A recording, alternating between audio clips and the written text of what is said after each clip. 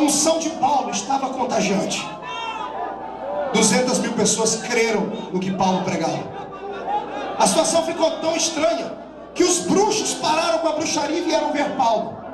A história diz que o líder dos bruxos daquela cidade rompeu a multidão para ver o que é que estava acontecendo do outro lado. E quando ele chegou do outro lado, ele viu Paulo pregar. Ficou irado. Ele desafiou Paulo, pobrezinho dele, desafiaram o Deus verdadeiro. E o Deus de Paulo respondeu por fogo.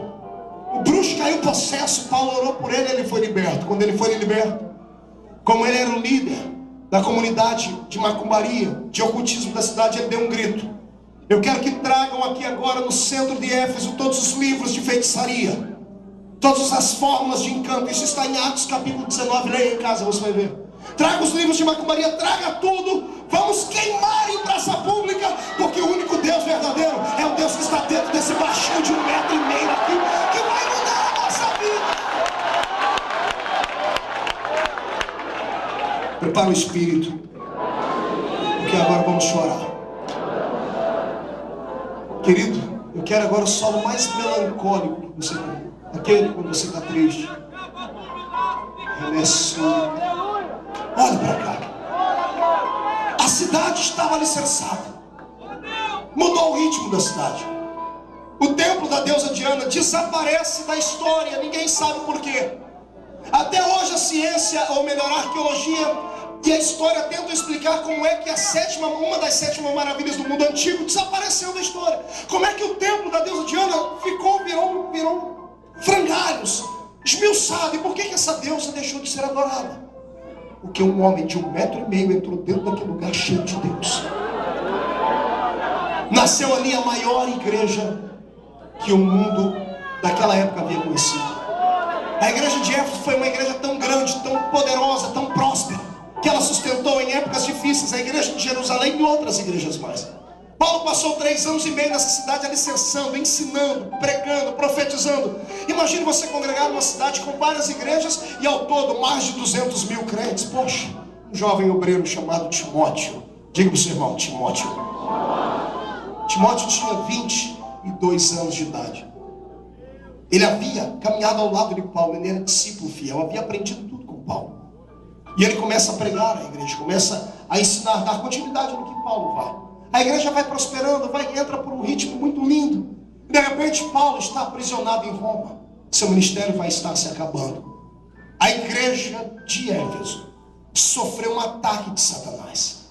Porque como o diabo mandava naquela cidade, e ele foi expulso de lá, o diabo tem um dom que os homens não têm. O dom da paciência.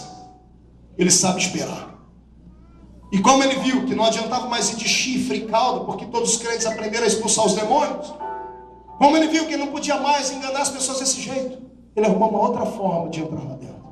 Sabe o que ele fez? Ele foi lá na adega do inferno, abriu a sua chave e pegou vinhos que estavam guardados lá dentro. Vinhos com rótulos escritos: murmuração, adultério, arrogância, presunção. Colocou gravata borboleta nos seus demônios. Eles pegaram bandejas de pratas, taças com vinhos que causavam contenda. Este é o vinho que Paulo viu. Não era um vinho feito na terra, não, era feito no inferno. Sabe qual foi o pior pecado daquela igreja? Pergunte para mim, qual foi, pastor? A arrogância. Como ficou uma igreja grande, todo mundo dependia dela. Os crentes andavam por aquelas ruas de cabeça erguida, empinado, nariz empinado. Nenhuma igreja mais prestava.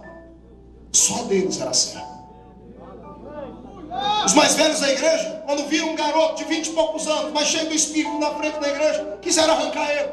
Fizeram um motim contra o pastor Timóteo. Disseram que não queriam mais ele. A igreja estava agora com espírito de facção. Estar na igreja agora não era uma necessidade da alma, era status. Era conveniente. Fala para mim se às vezes não acontece isso com a gente.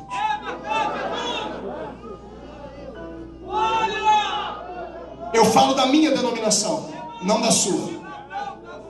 Falo aqui como falo em qualquer lugar, não tenho vergonha, não tenho medo. A minha igreja, a qual eu pertenço, passou por 3 grandes fases. A Assembleia de Deus. A primeira fase é a fase da perseguição. Oh, fase que linda. Era difícil ser crente. A gente apanhava para ir à igreja. A gente perdia amigos. Quando alguém queria debochar da gente, era só gritar: ô crente. Não falava com gosto na alma, falava com um tom de deboche. Eu perdi todos os meus amigos quando fui para a igreja há 20 anos atrás, quase. O meu próprio pai não queria que eu fosse à igreja, ele me ofereceu uma moto novinha. Eu te dou essa moto para você deixar de ser crente, você vai envergonhar a sua família. Era uma época difícil. Há 80, 60 anos atrás, eu tenho um presbítero da nossa igreja lá na minha cidade, que ele apanhou de homens que pertenciam ao clero romano, que ele havia se convertido. Era uma época de dores. Ninguém vinha à igreja só porque precisava de um milagrezinho, não. A pessoa só vinha quando ela era chamada. O crente não tinha amigo nenhum. O crente não ia onde todo mundo ia.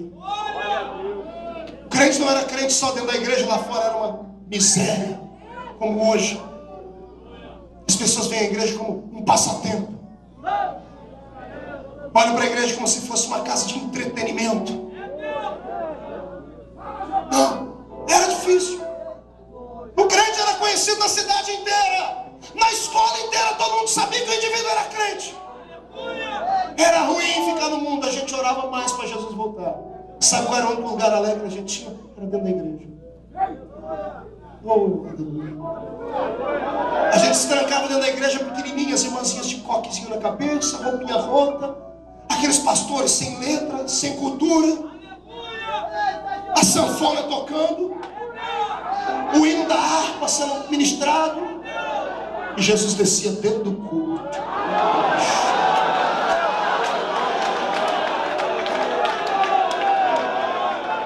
Éramos perseguidos. E a perseguição faz crescer. A perseguição é como se você pegasse uma clara de ouro e batesse nela. Mas você bate mais volume dá. A igreja cresceu. Aí passamos para a segunda fase. Nós, de perseguidos, passamos a ser imitados. Todas as demais denominações que nasceram por aquelas épocas se espelharam na minha denominação. Esse cumprimento, a paz do Senhor, a paz, shalom, não interessa o nome, nasceu com a gente. Os hinos da harpa, todas as igrejas comungavam eles. Grupo de senhoras, grupo de jovens, corais, isso nasceu com a gente. Todas as igrejas tinham. Porque de perseguidos, a beleza era tão grande, passamos a ser imitados. Quando passamos a ser imitados, pecamos. Aí começamos a bater no peito. Somos a maior denominação do mundo, a maior igreja. A maioria dos pastores da minha igreja são arrogantes. Olha as pessoas de cima para baixo. Acham que são donos da verdade. Só a igreja deles presta. Acham que o Espírito Santo é uma exclusividade deles. Acham que a verdade só está com eles. E se tem uma coisa que Deus não dá, é a sua glória para ninguém. Aí, de perseguidos e imitados, declinamos e passamos a imitar todo mundo.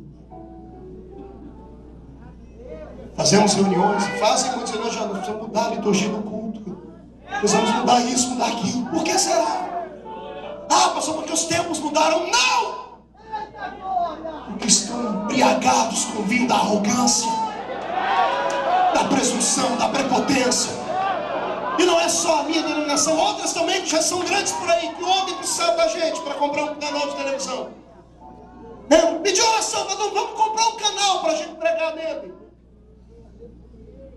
Aí agora, passo o dia inteiro chamando o diabo para dentro da casa das pessoas com as programações. Aí na madrugada tento expulsar o diabo. Arrogantes, perderam a visão de Deus. Esse é o vinho que a igreja está bebendo. Esse vinho traz o restante. Uma geração de pessoas que não querem servir, não querem respeitar. O público da igreja é flutuante. Enquanto você está falando tudo que eles querem, eles ficam. Não deu certo, ó, para aí, porque tem uma igreja ali que eu botei, uma ali que faz tudo que você quer. Se aquela não der certo, você anda mais sem medo, tem outra. Já desse eu vi lá em São Paulo uma igreja com uma placa assim, aqui você não precisa dar o dízimo, dê só a metade dele.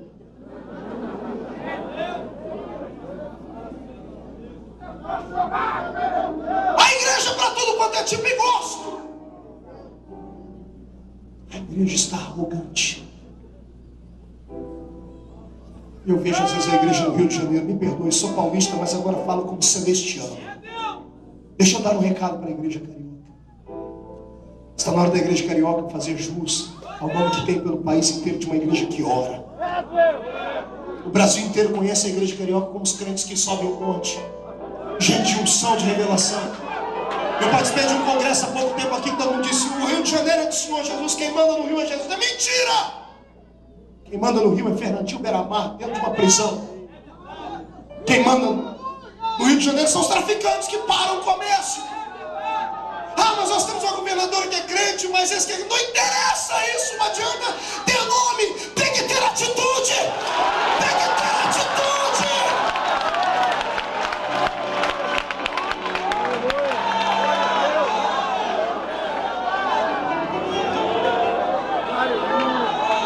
Mas deixa eu dizer como foi que Deus trouxe milagre para Éfeso.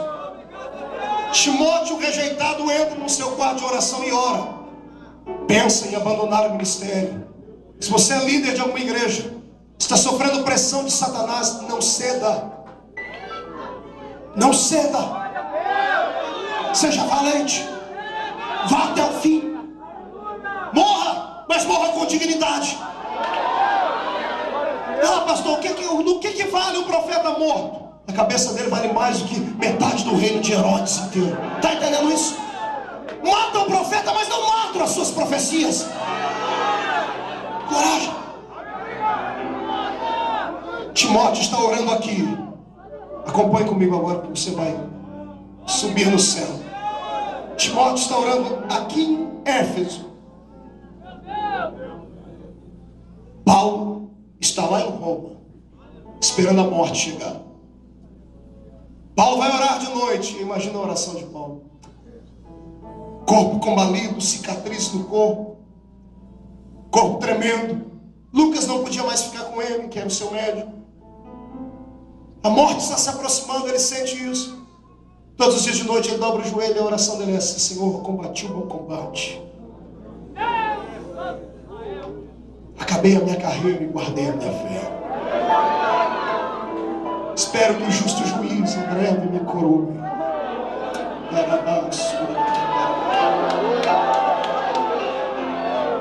A tradição diz que Paulo estava orando quando a voz de Deus entrou dentro do cálice e disse: Paulo. Pois não, Senhor. Paulo lembra de Timóteo? Lembra, meu filho amado. Ora por ele. Está desanimado. Estão querendo tirar ele da frente do trabalho. Paulo lembra de Éfeso? Sim, Senhor. Éfeso está bêbada. Os crentes estão embriagados com o pecado, arrogantes, por causa da riqueza da cidade, por causa dos megatemplos, por causa do conhecimento. A igreja está bêbada, Paulo. Imagina Paulo desesperado, falou: Senhor, o que eu faço? Eu estou preso aqui dentro. Paulo, pega uma caneta, escreve a receita para curar essa doença na minha igreja.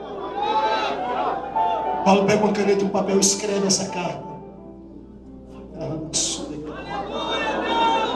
Paulo está escrevendo, eu imagino, dizendo: Senhor, eu escrevo, mas quem é que vai levar? É longe, não conheço mais ninguém. Você diz: faz a tua parte, que a minha faço eu. Faz a tua parte. Faz a tua parte. A carta estava pronta, um mês a carta na mão de Paulo pronta. De repente Paulo recebe uma visita inusitada dentro da cadeia de Roma.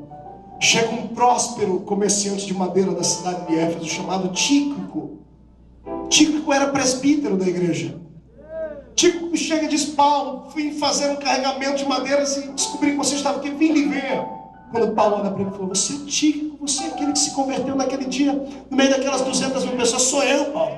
Você é de Éfeso? Sou. Foi Deus que te mandou aqui. Por que, Paulo?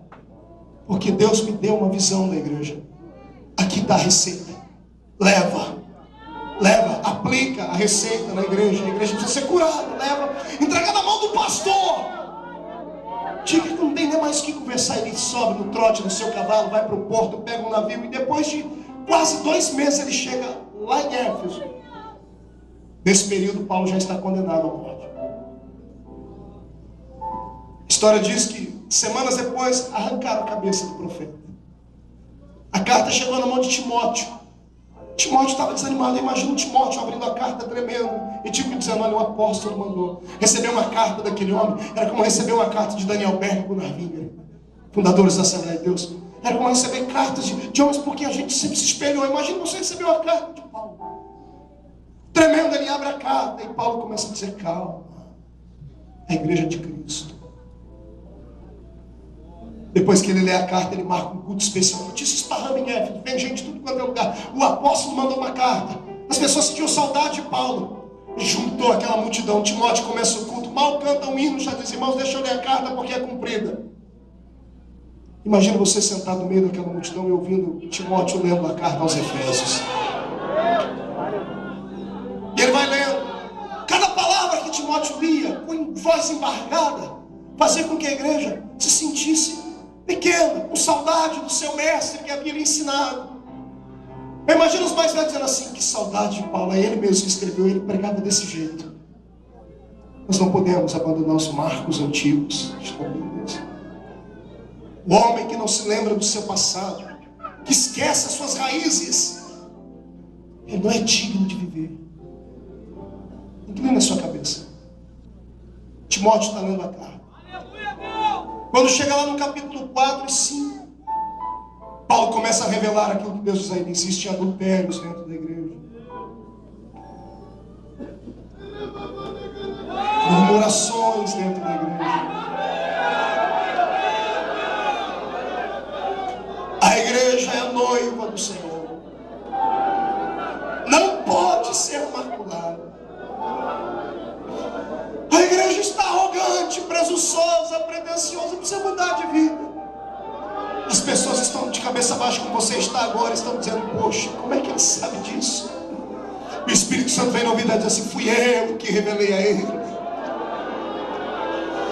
Aleluia. E de repente Timóteo dá um grito, com a voz embargada, e grita: e assim escreveu Paulo: não vos embriagueis com vinho em que há contendas, mas enchei-vos do Espírito de Deus. Nascendo de Kubalai Tarasa.